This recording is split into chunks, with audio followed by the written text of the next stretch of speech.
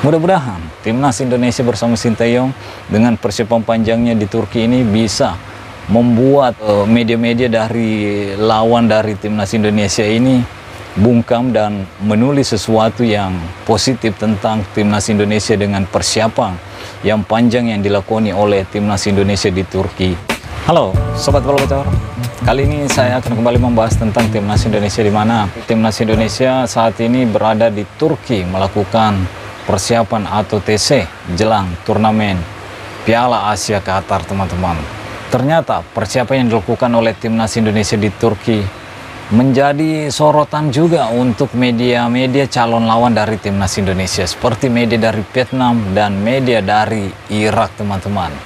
Ya, persiapan yang dilakukan oleh timnas Indonesia memang terbilang lebih awal dibanding peserta atau calon lawan dari timnas Indonesia lainnya, karena Vietnam, Irak, dan Jepang baru akan berkumpul pada tanggal 28 Desember. Sementara kita tahu sendiri timnas Indonesia udah mulai berkumpul pada tanggal 20 dan berangkat ke Turki, dan saat ini udah melakoni persiapan di Turki, dan mudah-mudahan hasilnya lebih bagus nantinya dibanding dua pertandingan sebelumnya ketika timnas Indonesia bermain di kualifikasi Piala Dunia yang mendapatkan hasil yang sepertinya bukan keinginan dari Sinteyong hasilnya, teman-teman, karena harus kalah cukup telat melawan Irak dan hanya bisa bermain imbang ketika melawan Filipina, teman-teman. Dan tentunya saya berharap dengan persiapan yang panjang ini pasukan dari Sinteyong atau timnas Indonesia bisa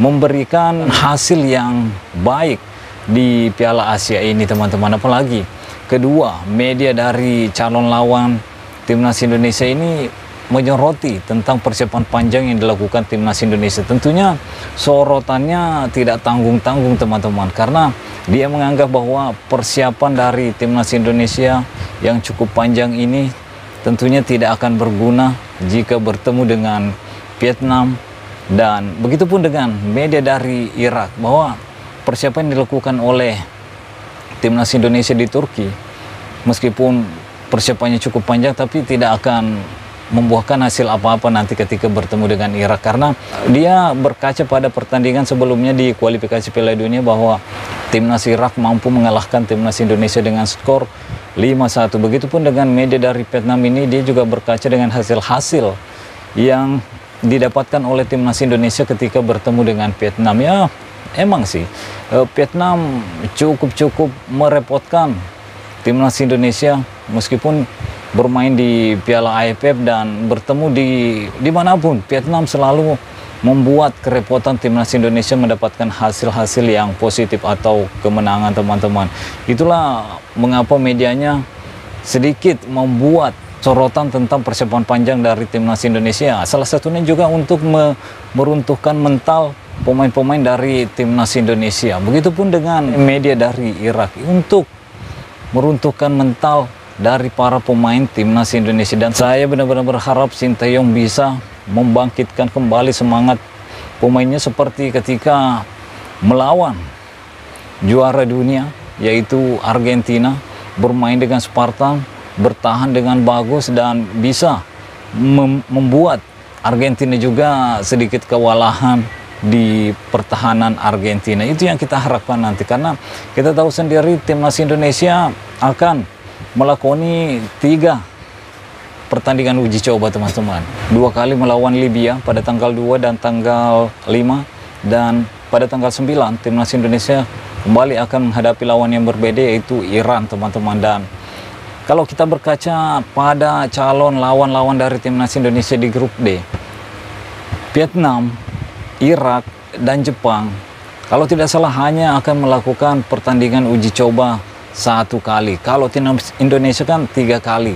Calon lawan-lawannya hanya menggelar laga uji coba 1 kali sebelum menuju ke turnamen Piala Asia Qatar, teman-teman. Ya, di mana Irak akan menghadapi Korea Selatan dan Vietnam akan menghadapi Kyrgyzstan, sementara Jepang akan menghadapi Thailand, teman-teman. Dan kita akan menunggu seperti apa perubahan atau peningkatan apa yang udah didapatkan oleh pasukan dari Sintayong setelah menjalani TC panjang nanti ketika bermain di dua laga uji cobanya yang terdekat melawan Libya dan tentunya melawan tim kuat, salah satu tim kuat dari Asia yaitu Iran, teman-teman. Jadi kita akan melihat, kita tidak ingin lagi melihat hal-hal seperti yang ditampilkan timnas Indonesia ketika di kualifikasi Piala Dunia kemarin, teman-teman, melawan Irak, kalah dengan skor 5-1, hanya bisa mendapatkan 1 poin dari kandang Filipina. Kita tidak menginginkan hal itu.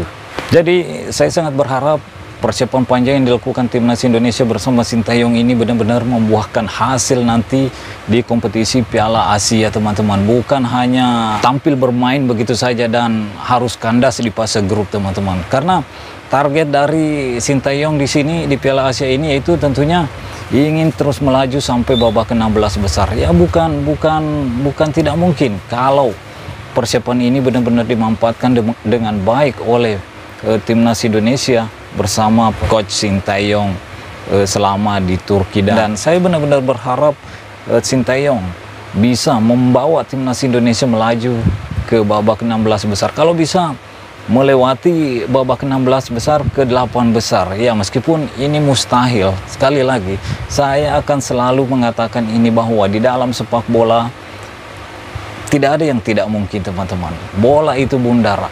Apapun bisa terjadi. Kita bisa berkaca di Piala Dunia kemarin di Qatar. Maroko begitu jauhnya melaju di turnamen Piala Dunia. Sementara kita lihat tim-tim kuat lainnya seperti Jerman, Spanyol, Portugal tersingkir semua. Tapi Maroko bisa melaju sejauh mungkin sampai ke semifinal. Tapi ya, itulah yang diharapkan juga oleh Sintayong bahwa timnas Indonesia kali ini akan menjadi tim kuda hitam di turnamen Piala Asia ini. Kita akan melihat apakah tim kuda hitam ini mampu membuktikan kekuatannya di turnamen Piala Asia ini. Seperti yang kita tahu, calon lawan-lawan dari timnas Indonesia menganggap timnas Indonesia merupakan tim lemah. Ya, kalau kita melihat dari segi ranking, ya timnas Indonesia ya memang jauh dari pesaing-pesaingnya yang ada di grup D ini, seperti Jepang, Irak, Vietnam. Ini ada semua di atas 100 ranking, teman-teman. Sementara timnas Indonesia di ranking 146. Jadi kalau kita mau melihat dari segi ranking, ya emang Indonesia adalah tim paling lemah dari segi ranking. Tapi mudah-mudahan timnas Indonesia bersama Sintayong dengan persiapan panjangnya di Turki ini bisa membuat media-media dari lawan dari timnas Indonesia ini bungkam dan menulis sesuatu yang positif tentang timnas Indonesia dengan persiapan yang panjang yang dilakoni oleh timnas Indonesia di Turki untuk meraih sesuatu yang sangat berarti tentunya di turnamen Piala Asia nanti, teman-teman. Jadi gimana menurut kalian? Apakah Sintayong akan sukses membawa timnas Indonesia sampai babak ke-16 besar, atau memang benar kata-kata dari media dari calon lawan dari timnas Indonesia, media Vietnam dan media Irak, bahwa persiapan panjang yang dilakukan oleh timnas Indonesia tidak akan berguna jika bertemu dengan Vietnam dan Irak, teman-teman. Kita akan melihat nantinya. Oke, mungkin sampai di sini dulu. Stay healthy, no baper-baper. Bye-bye.